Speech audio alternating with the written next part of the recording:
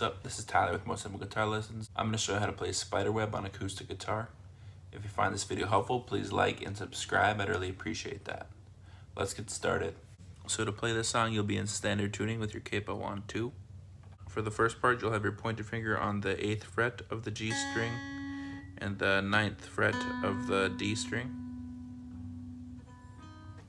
You'll just strum between these 3 strings. So we go G, D, B, back to D, but then back to G.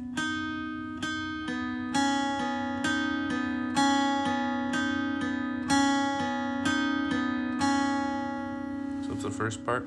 Second part, you're going to slide down your ring finger on the 4th fret of the D string and your pointer finger on the 2nd fret of the G string. Just pluck these 3 strings here. D, G, B, G, B, G, D, G, B, G. Just like that.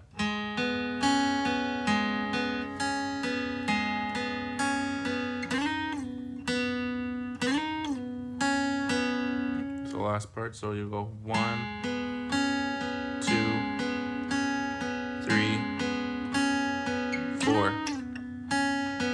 Last part, just your pointer finger slides up to the 8th, back down to the 2nd fret, and then open B.